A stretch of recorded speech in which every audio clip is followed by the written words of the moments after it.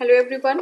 तो पॉलिटी में हमारा नेक्स्ट क्वेश्चन है, जो संवैधानिक सरकार वह सरकार है, तो कौन सी सरकार है जो राज्य की सत्ता में राज्य की सत्ता के हित में व्यक्ति की स्वतंत्रता पर प्रभावकारी प्रतिबंध लगाती है, या फिर दूसरा है जो व्यक्ति की स्वतंत्रता के हित में राज्य की सत्ता पर प्रभावकारी प्रतिबंध लगाती है। तो देखिए हमारा जो है ये सेकंड जो ऑप्शन है वो बिल्कुल सही है, क्योंकि देखिए यहाँ पे जो है व्यक्ति की स्वतंत्रता के हित में राज्य की सत्ता पर जो प्रभावकारी प्रतिबंध लगाया जाता है। तो राज्य की जो निरंकुशता है, वो निरंकुश सत्ता को व्यक्तिगत स्वतंत्रता के हित में सुरक्षित रखने के उद्देश्य से ब्रिटेन और अमेरिका में संविधानवाद का उदय हुआ। ठीक है, एक संवैधानिक सरकार में नागरिकों की स्वतंत्रताओं के संरक्षण हेतु संस्थागत क्रियाविधियां भी विद्यमान रहती हैं। ठीक है, ये हमारा हो गया। नेक्स्ट हमारा है, राज्य व्यवस्था के संदर्भ में निम्नलिखित में से कौन सा जो है आप स्वतंत्रता को सर्वाधिक उपयुक्त व्याख्या स्वीकार करेंगे। ठीक है, तो देखिए पहला जो हमारा है राजनीतिक शासकों की तानाशाही के विरुद्ध संरक्षण, दूसरा है नियंत्रण का अभाव, तीसरा है इच्छा अनुसार कुछ भी करने का अवसर, और चौथा है स्वयं को पूर्णतः विकसित करने का अवसर। तो देखिए ये सारे चारों जो है वो सारे स्वतंत्रता की बातें की जा रही हैं, लेकिन राज्य व्यवस्था के संदर्भ में स्वतंत्रता का सर्वाधिक उपयुक्त जो सबसे जो है उपयुक्त जो है व्याख्या वो कौन सा है। तो सबसे उपयुक्त यही है कि स्वयं को पूर्णतः विकसित करने का, चाहे वो कोई भी फील्ड हो, किसी भी फील्ड में अगर स्वयं को विकसित किया जा रहा है, जो व्यक्ति की आत्म की अभिव्यक्ति है उसको जो है उसकी योग्यता का विस्तार करना, उसके अंदर की संभावनाओं को विकसित करना ही जो है जो व्यक्ति की इंडिविजुअल का डेवलपमेंट है। ठीक है, लेकिन जो राजनीतिक शासकों की तानाशाही के विरुद्ध संरक्षण और ये जितने भी दिए हुए नियंत्रण का अभाव, इच्छा अनुसार कुछ भी करना, ये सारे स्वतंत्रता के पहलू हैं। लेकिन इसमें जब हम इंडिविजुअल का डेवलपमेंट की बात करें तो वो डेवलपमेंट जो है किसी भी क्षेत्र में हो सकता है। विकसित करने के अवसर जो है यहाँ पे प्रदान किए जाते हैं। स्वतंत्रता की वह स्थिति है जिसमें लोग अपनी रचनात्मक क्षमताओं का विकास करते हैं। इस अर्थ में क्या है, स्वतंत्रता व्यक्ति की रचनाशीलता, संवेदनशीलता, क्षमताओं के भरपूर विकास को बढ़ावा देती है। यह खेल, विज्ञान, कला, संगीत, अन्वेषण जैसे किसी भी क्षेत्र में हो सकता है। ये डेवलपमेंट जो है ह्यूमन का वो किसी भी क्षेत्र में हो सकता है। ठीक है, नेक्स्ट जो क्वेश्चन है वो है समाज में समानता के होने के निहितार्थ यह है कि उसमें क्या है, अगर समानता है तो उसमें क्या है, विशेषाधिकारों का अभाव है, अवरोधों का अभाव है, प्रतिस्पर्धा का अभाव है और विचारधारा का अभाव है। तो देखिए समाज में अगर समानता है तो विशेषाधिकारों का अभाव है। ठीक है, अवरोध तो कहीं भी होते हैं, प्रतिस्पर्धा भी होगी और विचारधारा होंगी, ऐसा नहीं है कि लोगों की विचारधारा नहीं रहेगी। तो हमारा जो ए है वो सही है। देखिए समानता का एक सामान्य अर्थ यह हुआ कि रंग, नस्ल, जाति आदि के आधार पर किसी भी व्यक्ति के साथ भेदभाव नहीं करना चाहिए। यह किसी व्यक्ति किसी व्यक्ति को विशेषाधिकार नहीं दिया जा सकता है। ठीक है, अब समाज में क्या है, समानता के होने का एक निहितार्थ यह है कि उसमें विशेषाधिकारों का अभाव है। ठीक है, तो नेक्स्ट हमारा है, भारत और अमेरिका की राजनीतिक जो व्यवस्थाएं हैं उनके बीच निम्नलिखित में से कौन सी समानता है, ये बता देना है हमें। तो देखिए अवशिष्ट शक्तियां केंद्र के पास हैं, तो दोनों में केंद्र के पास नहीं है। हमारे यहाँ अवशिष्ट जो शक्तियाँ होती है, रेजिड्यूरी जो पावर्स होती हैं वो सेंटर के पास होती हैं, लेकिन अगर वहीं हम अमेरिका को देखें तो जो रेजिड्यूरी जो पावर्स होती हैं वो राज्य के पास होती हैं। अवशिष्ट शक्तियाँ राज्यों के पास हैं।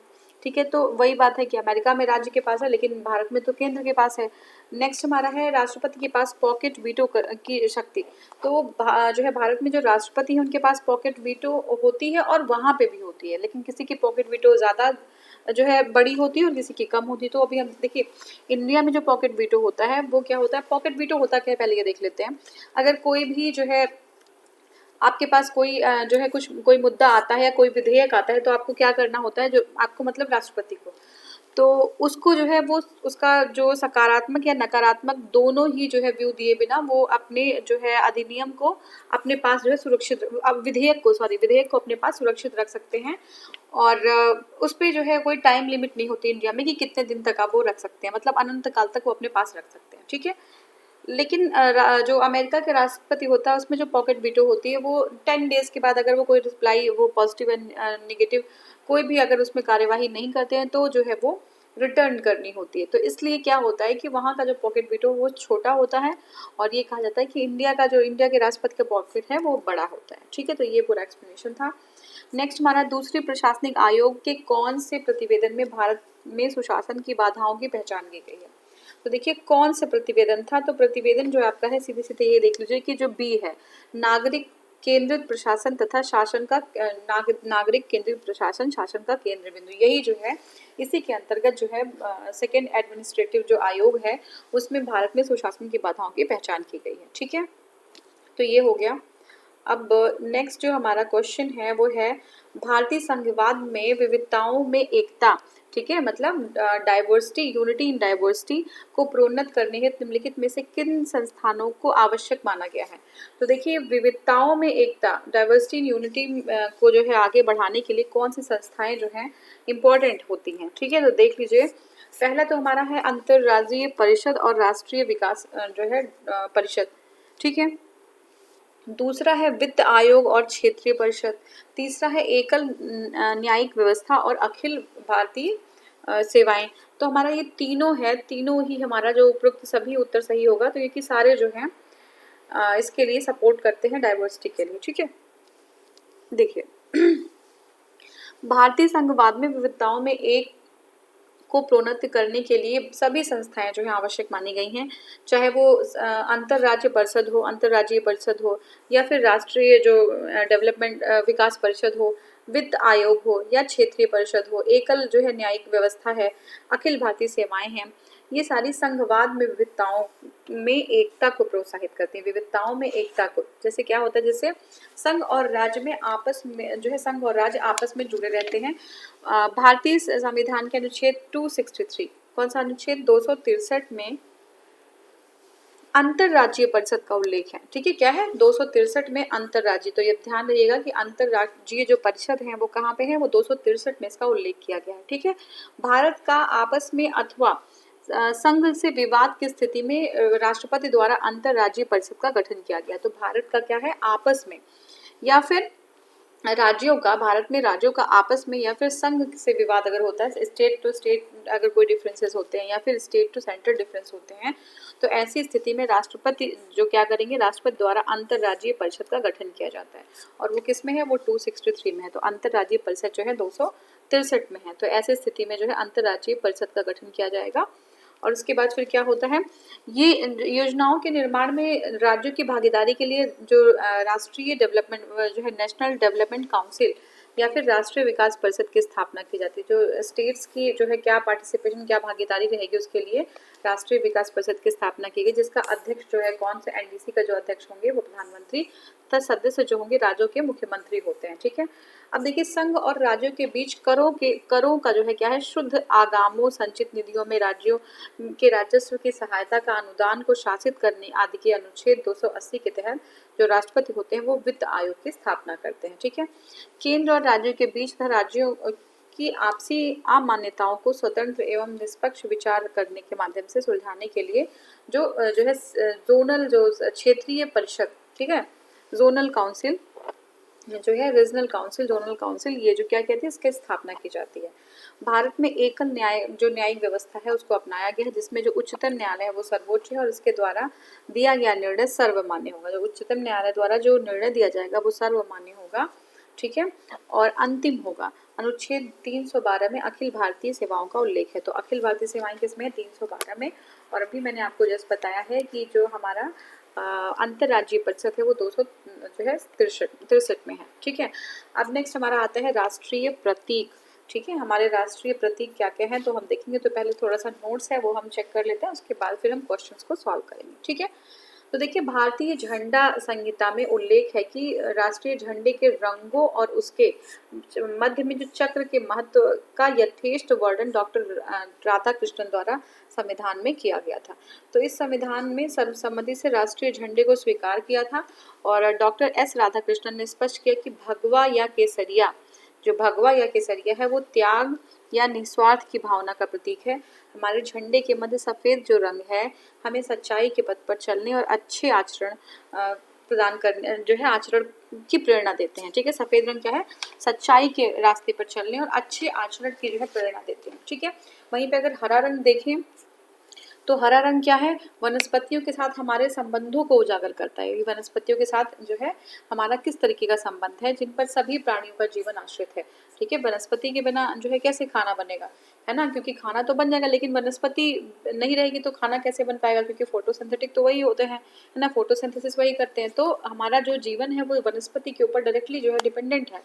अब सफेद रंग के मध्य में जो है क्या है, अशोक जो चक्र है वो धर्म के राज का प्रतीक है। ठीक है, यहाँ पे राज किसी और का नहीं बल्कि धर्म का राज चलता है, जो सच्चाई है उसका राज चलता है। तो चक्र जो है वो प्रगति का प्रतीक है। चक्र किसका प्रतीक है, वो प्रगति का प्रतीक है, जड़ता प्राणहीनता का प्रतीक है। ठीक है, चक्र जो है जड़ता और प्राणहीनता का प्रतीक है। चक्र संपूर्ण परिवर्तन की गतिशीलता का प्रतीक है। जो चक्र होता है वो क्या है, संपूर्ण जो है शांतिपूर्ण, चक्र जो है शांतिपूर्ण परिवर्तन की गतिशीलता का प्रतीक है। भारत में राष्ट्रीय ध्वज तिरंगा, जो हमारा राष्ट्रीय ध्वज तिरंगा, वो जो है 3 रंगों की पट्टियों में विभाजित है। ठीक है, 3 रंग की पट्टियां होती हैं उसमें। और भारत का राष्ट्रीय ध्वज जो है वो क्या है, आयताकार है। ठीक है ना, कैसे आयताकार है, जो ध्वज की लंबाई और चौड़ाई का अनुपात 3:2 के अनुपात में होता है, 3:2 का अनुपात होता है। ठीक है, सबसे ऊपरी पट्टी जो है केसरिया रंग की होती है। जो सबसे ऊपर की पट्टी होगी वो केसरिया रंग की होगी, वो साहस का प्रदर्शन करता है। किसका, साहस का प्रदर्शन करता है। बीच में श्वेत रंग होगा यानी शांति और सच्चाई का प्रदर्शन। बीच में क्या होगा, श्वेत यानी कि सफेद रंग होगा जो शांति और सच्चाई का प्रदर्शन करेगा।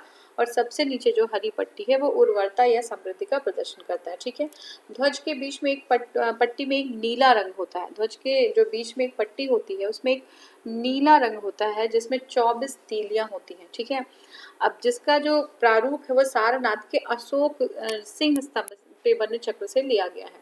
यह न्याय का प्रतीक है। जो 24 तीलियां है वो न्याय का प्रतीक है। पिंगली वेंकैया द्वारा भारतीय ध्वज को तैयार किया गया। तो ये बहुत इंपॉर्टेंट है कि भारतीय ध्वज को किसने तैयार किया, तो पिंगली वेंकैया द्वारा ये भारतीय ध्वज हमारा तैयार किया गया।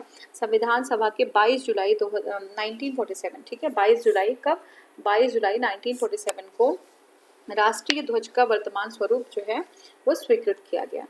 अब देखिए, भारत का राज चिन्ह सारनाथ स्थित अशोक के सिंह स्तंभ से अनुकृत है। जो भारत का राज चिन्ह है वो क्या है, सारनाथ में स्थित जो है अशोक के सिंह स्तंभ से अनुकृत है। भारत सरकार इसे 26 जनवरी 1950 का 26 जनवरी 1950 को भारत ने जो है अपनाया। ठीक है, इस पर नीचे देवनागरी लिपि में सत्यमेव जयते लिखा है जो मुंडकोपनिषद से लिया गया है।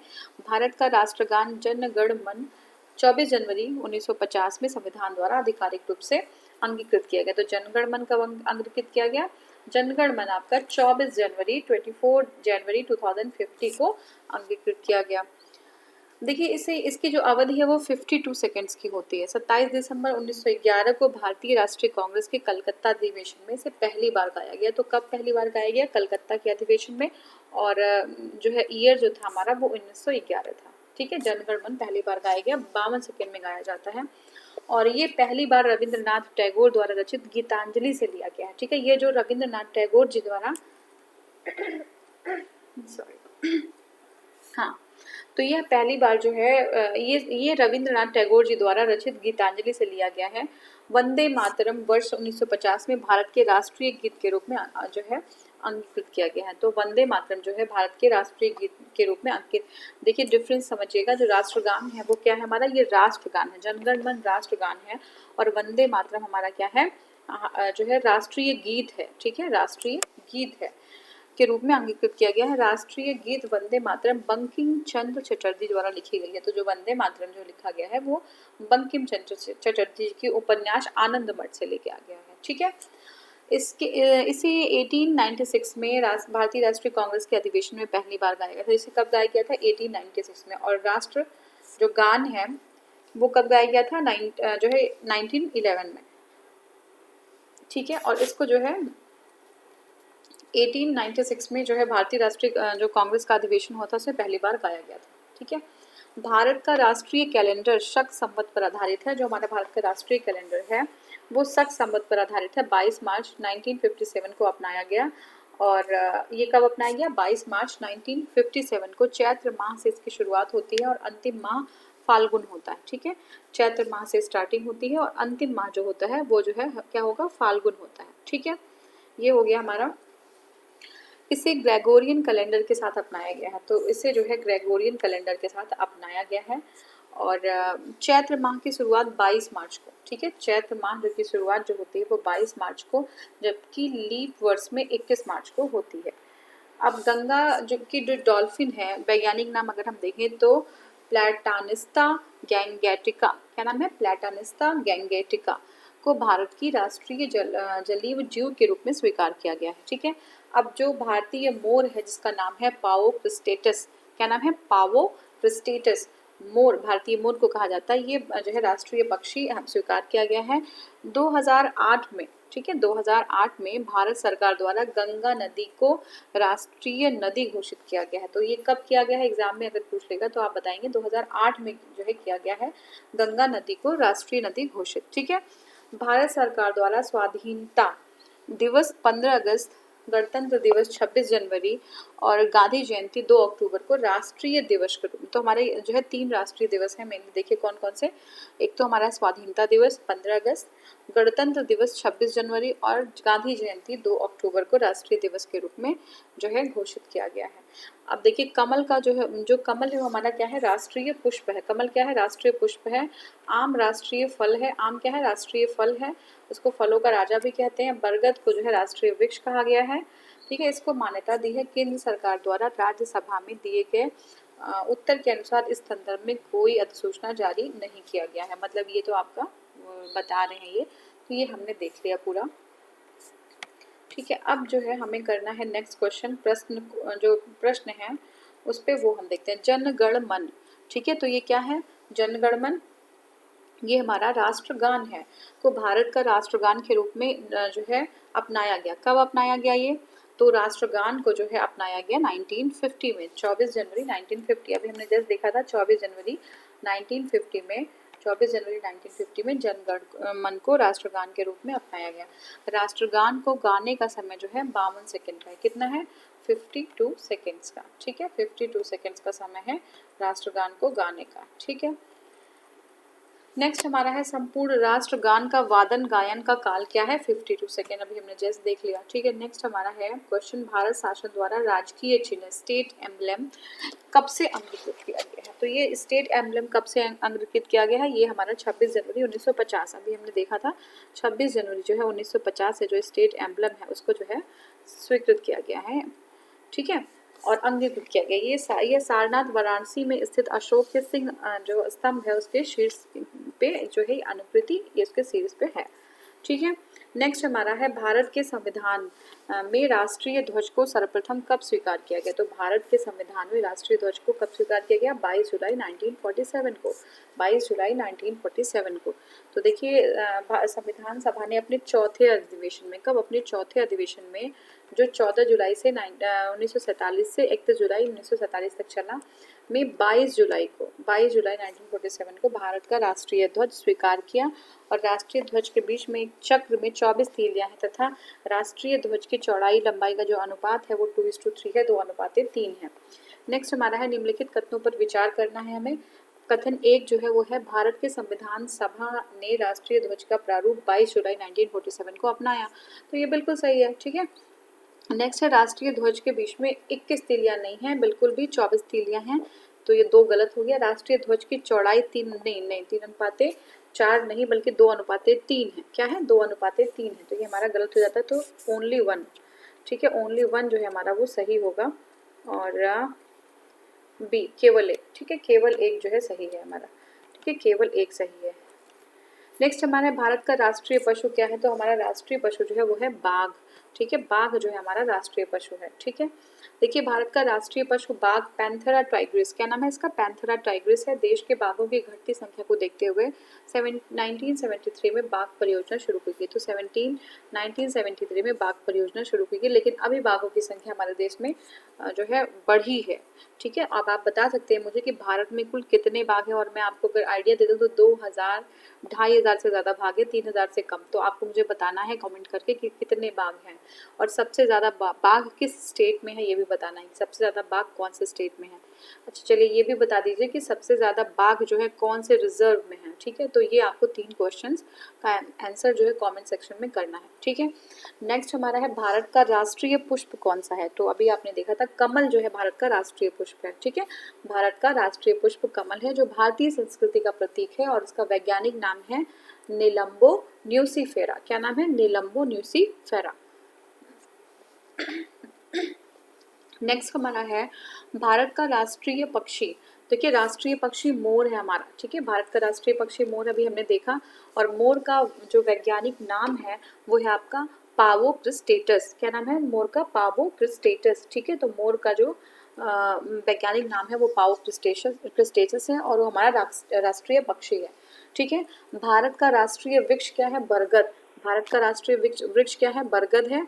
और राष्ट्रीय पुष्प देखें तो कमल है। राष्ट्रीय जो पुष्प है वो कमल है। राष्ट्रीय फल जो है वो क्या है? आम है। राष्ट्रीय वाक्य है वो सत्यमेव जयते है, ठीक है। जो सारनाथ के वाराणसी स्थित अशोक स्तंभ से लिया गया है।